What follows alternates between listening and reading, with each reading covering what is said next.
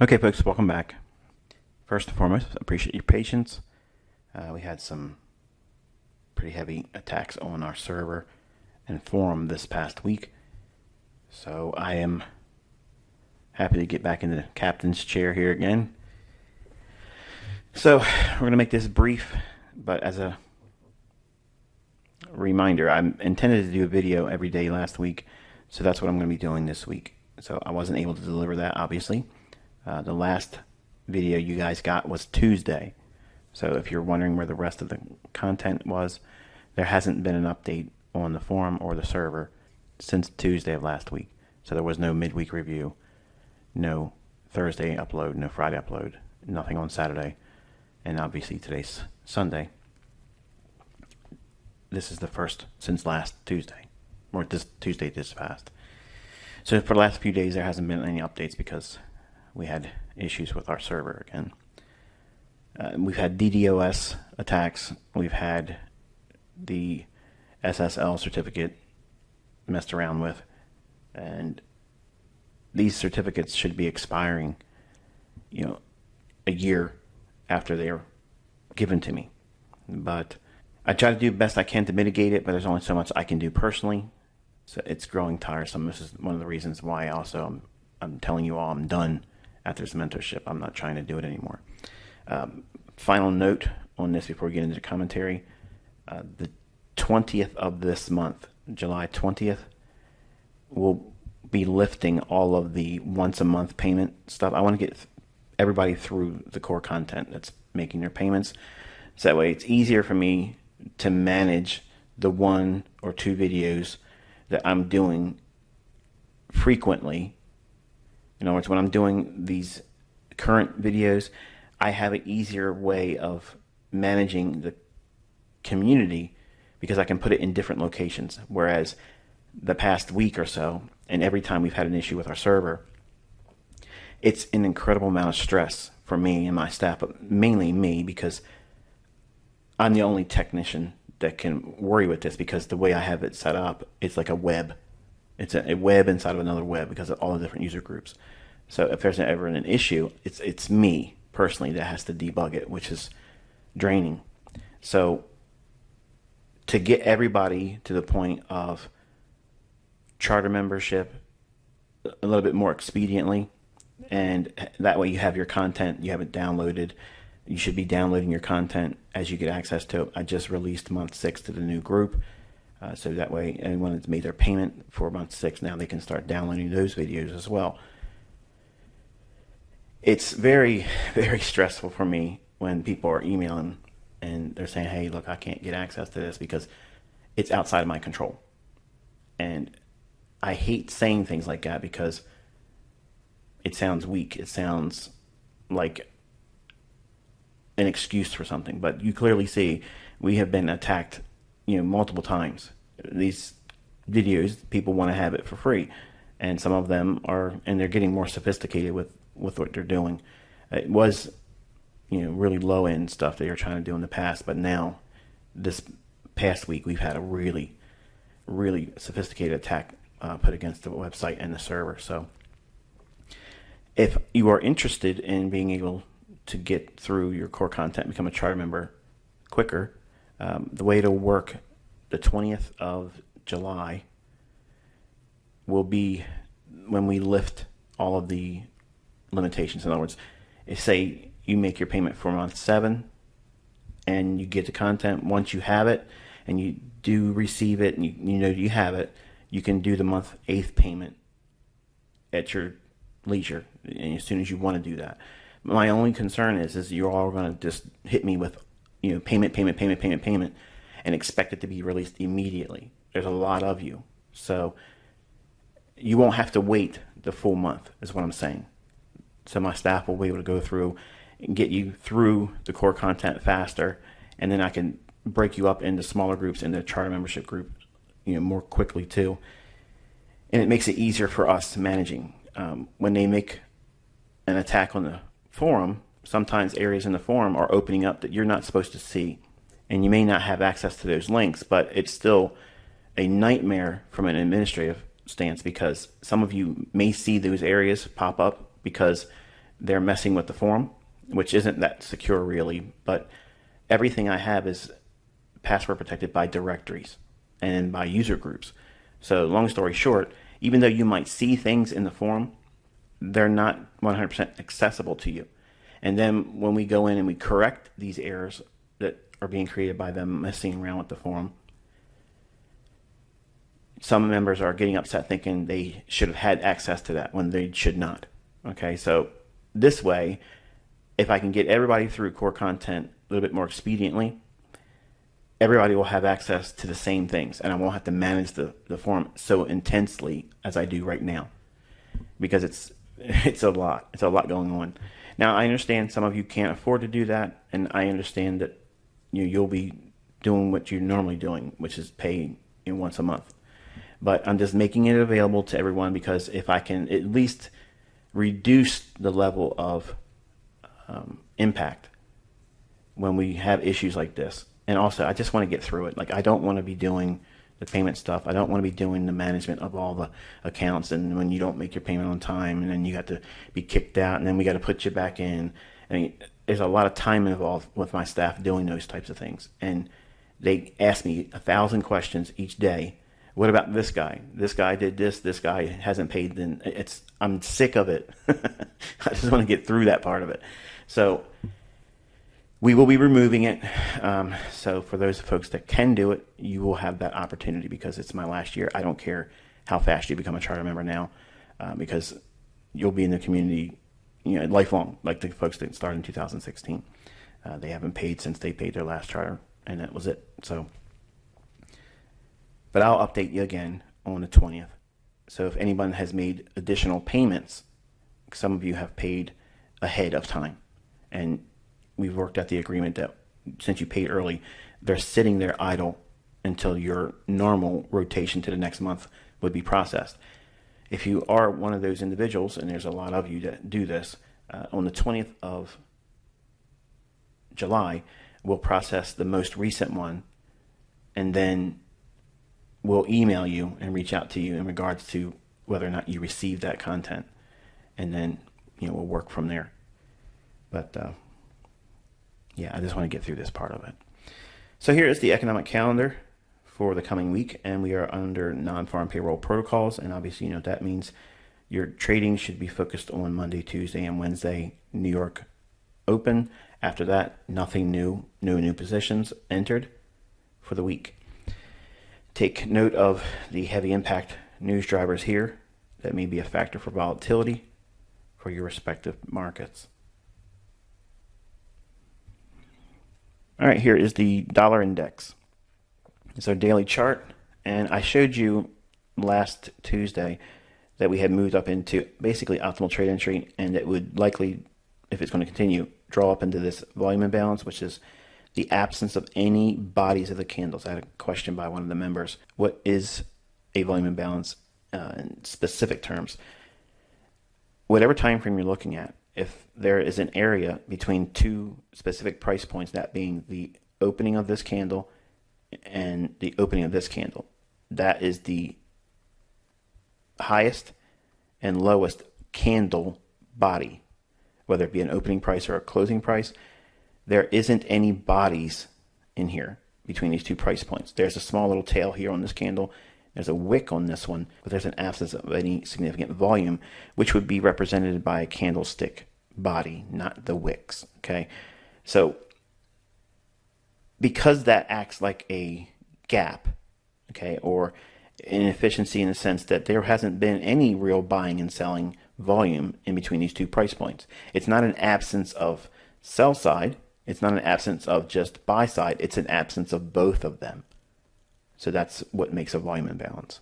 So usually what will happen is the algorithm will want to go back up into this range, and it doesn't necessarily need to completely fill these areas, but it will go back up and offer an area of selling and buying in this respect because both are missing here. Okay, because that's what a volume imbalance is. It's not, whereas if we have an area like here, this being a SIBI, sell side imbalance, buy side inefficiency, it's imbalanced to the downside, offering sell side excessively. So the imbalance creates an inefficiency in buy side. So that's why we see the market go back up into here. So this is just a one-side delivered price run that doesn't occur necessarily in here. It's just an absence of any buying or selling. So it's gap. So, but there's wicks in here and tails. That's why it's referred to as a volume imbalance. I gave it that name because the volume is mostly represented in the candlestick's bodies. And since these two price points in here have no candlestick bodies at all, that makes this a volume imbalance. And therefore, it'll act much in the same way in a sell side imbalance, buy side inefficiency would, where it wants to go back up into that. Here, there's no bodies, so it goes up there, or it could go there, and say it that way, to offer that, where the candlestick bodies would be filling in that area that would otherwise not really draw too much attention. But I want you to take a look at this chart here and think about what I taught in the very first lesson in your mentorship, elements to a trade setup. I talked about these 4 factors with price delivery, that being consolidation, expansion, retracement, and reversal. Now, recently we saw how dollar index has expanded to the upside, smashing through multiple premium arrays. And then when we got to this overbought condition I showed you on Tuesday, where we were basically in optimal trade entry from this high to that low. So we were basically short-term overbought. So we went from consolidation, which is what we're having in here, then it expanded. So expanded where? To the upside. So now from that price point here, and we're in this stage of price delivery, what can it do? Well, it can consolidate, which is what we've done. We had a small retracement, which is also what we've done. And it could reverse. It could, but what is there that makes it unlikely at this moment? This volume imbalance. So we are in consolidation. We had a small little retracement after the expansion. So is the reversal likely? Not so much yet, because we have this unfinished business up here. Now, if it trades up into that, then we have met all 4 criteria from the consolidation. We went from consolidation to expansion, retracement, back in consolidation. What part of price delivery hasn't been seen yet, or in recent time? Reversal. So I would think that if it was going up to here, then it could reverse. Or if we trade down with a deeper retracement, then consolidate again, then we can expand back up into whatever level that might be a premium array that forms in here. That could eventually lead to a reversal. But this is the only factor in price delivery that has not been seen recently. So this, while it's probably in the offing, I don't see it yet because I'm giving it the likelihood of running up into this area. Not that it completely fills it in. It could just trade up into there and then fail. Or it can run right through this and then come back down and find some support and continue higher. I don't necessarily think that's occurring, but those are the scenarios using what I taught, the elements of a trade setup from the first month's core content, very first lesson. Dropping down to the hourly chart, this is the dollar index. This is our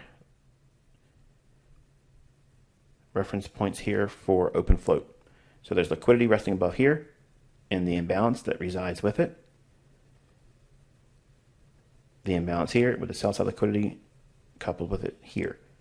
So we've consolidated on basically Wednesday, Thursday, and Friday on the dollar index. Now right away, when the markets go into consolidation, you should be thinking the crosses, okay, like euro pound, euro yen, pound yen, those types of pairs, and not demand so much from what? Euro dollar and pound dollar.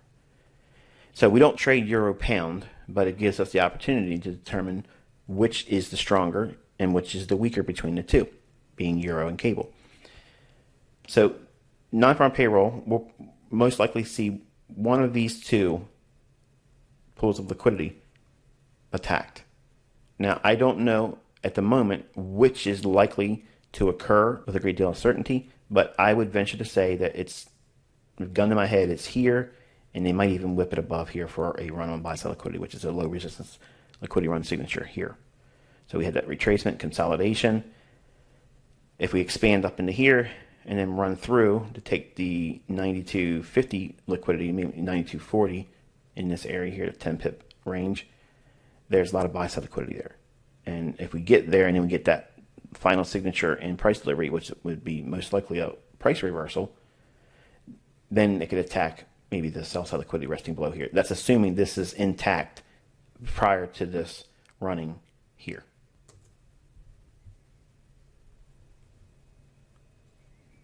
All right, I'm going to skip over that 15-minute time frame because it's really not going to show you much that hasn't already been shown on the daily and hourly on the dollar. So moving on into euro dollar, this is our daily chart. And when price made this low here, okay, a lot of you have made it to month 5 content where we talk about IPTA data ranges. All right, so making this as simple and easy as I can make it to understand, all it teaches you is how to refer how far back on the chart do you need to look. Because if I show you this entire chart like this, and we're looking at that close on Friday, why are we going to worry about this high here? We don't necessarily need to see that high or refer to it at all. We don't necessarily need to see this low and refer to it either. So how far do we look? Well, if you were looking at this particular day here, okay, when we started trading on this day, you go back to this candle here and you count this day here as 1, 2, 3, 4, 5, 6, 7, 8, 9, 10, 11, 12, 13, 14, 15, 16, 17, 18, 19, and 20. So everything from this candle over is your 20-day look back on IPTA. So what's the highest high? Here. What's the lowest low? Here. 90% of your trades are going to be formed or setting up inside of that last 20 days look back for IPTA. So while all these other candles are on your chart, and everyone likes to have all these animal patterns and Fibonacci ratios and everything else that they believe in, and consider Wyckoff this and supply and demand that, this is the range I'm looking at because that's what the algorithm is concerning itself with initially. But if we break out of this range here, that creates another range that we have to redefine. So now this range is intact here, even though we've rallied up. This still is the 20-day look back for IPTA data range. If we look at it from a perspective of right now and understanding where we're at in regards to the current IPTA data range for 20 days look back, here's where we're at, counting back. Okay, and this is still relatively the same data range.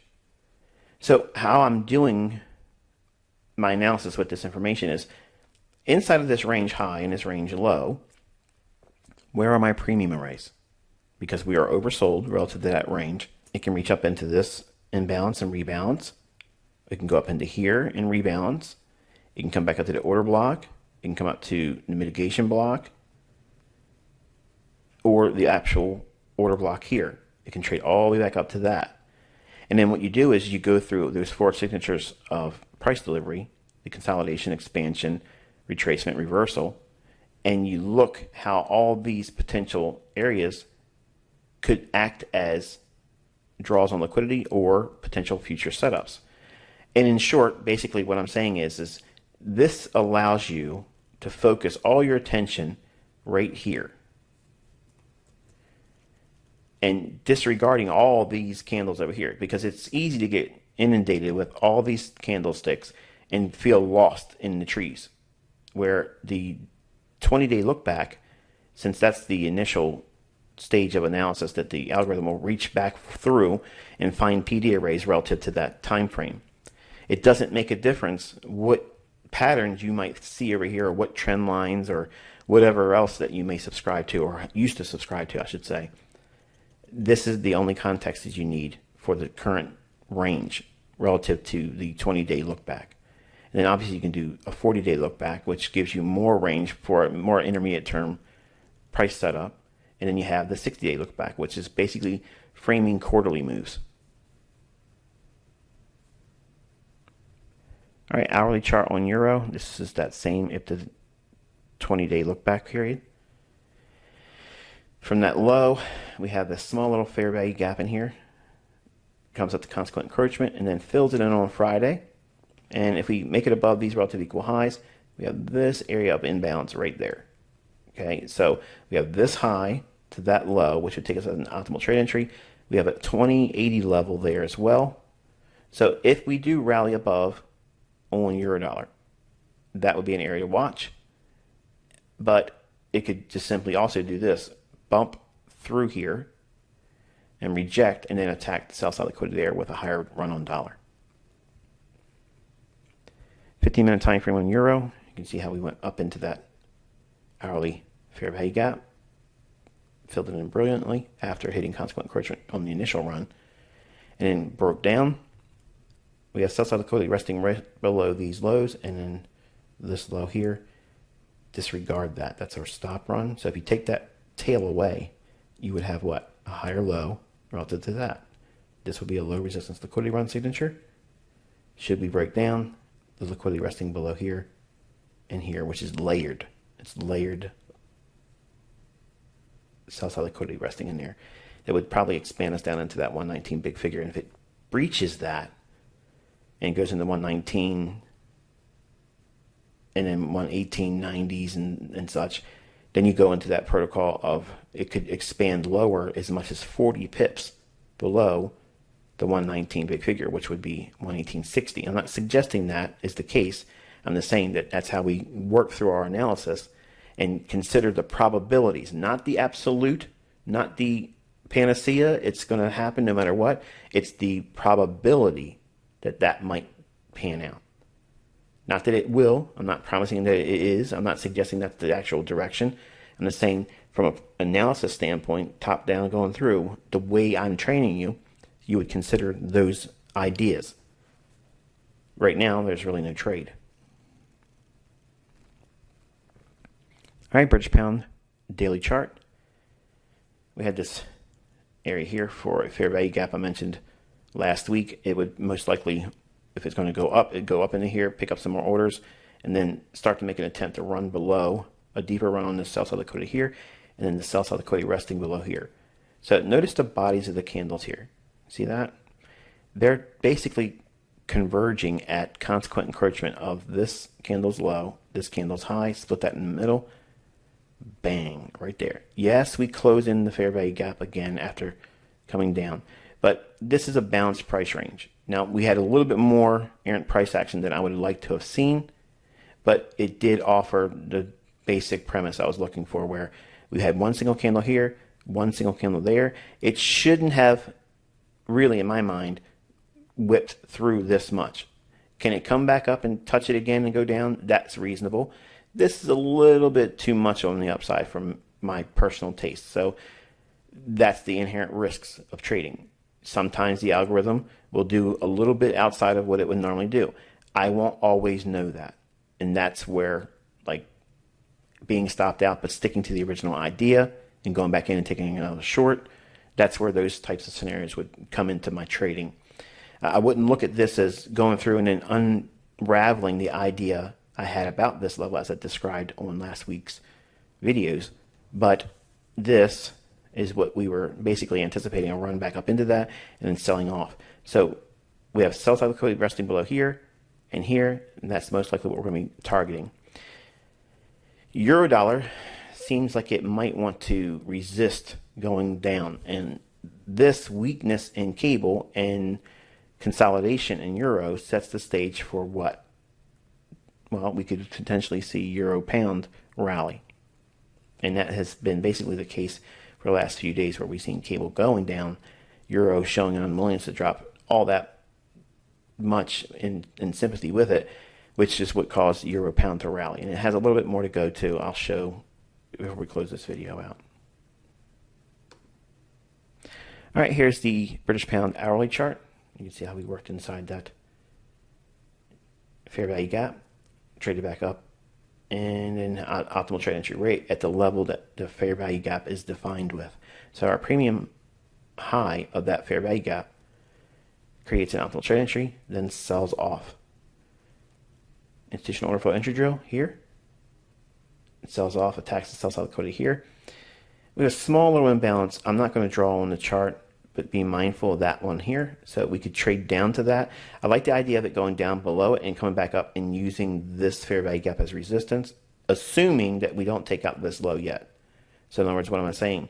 If we drop down through this fair value gap, but do not go below this low, and it comes back up into this fair value gap as resistance, okay? I like the idea of that. And that would be a trade I'd be interested in taking myself personally. But I'm not suggesting that you do that with live funds. It's something to watch and study on your own. British pound 15-minute time frame. As I mentioned, nice little run up into that premium high of the fair value gap, where it was the hourly optimal trend entry sell at this point here. It creates another short-term sell right here from high, low, high, and then sells off. Really nice. Relative equal lows, sells out liquidity there, and sells off and attacks that. In all honesty, last week was a really fickle week. So if you had difficulties getting a read on it, that's summer doldrums. That's what it's like to be in these June, July months, where it's just, there isn't a lot of interest in trading. And there isn't a lot of reason for the markets to be pushing around. There's not all these big mergers and acquisitions that may be going on across borders in other countries. So FX flows are a little bit constricted, and that's why you're seeing this effect in the marketplace. They're all temporary. We'll see movements again, but just anticipate this in your notes that during June, July, and the first half of August, it's generally like this. That's why they refer to them as the summer doldrums, and it's lackluster trading. If you go into these markets in these instances and you try to push real hard and try to make something happen on a big scale with big moves or anticipate big moves, you're going to get frustrated and stopped out a lot. And this is the reason why I'm focusing on bread and butter setup. So we'll be resuming that content and concept going into the lessons starting on Monday. And finally, the last thing I want to show you here, this is the euro pound. So we had this rally in here after trading into this buy side imbalance, sell side inefficiency. We rallied up, and then we have this imbalance right there, where we came back up into consequent encroachment there, sold off, and then found some resistance at the discount low. Back up to the consequent encroachment again, sold off. We went through consequent encroachment this time, but did not hit the premium high. See that? So we might be needing to go up there and trading into that level. And if we break down again and see this as a resistance, then we have the sell side liquidity resting below here. And then once it takes out the need for euro pound to be trading, euro and cable will get back in sync with one another. But until then, one will be weaker than the other because the dollar's in consolidation. Okay, so I will touch base with you again on a short video on Monday. Again, Monday, Tuesday, Wednesday, Thursday, Friday. There should be, assuming we don't have any other issues, there should be a video every single day this week with teachings. Until I talk to you then, be safe.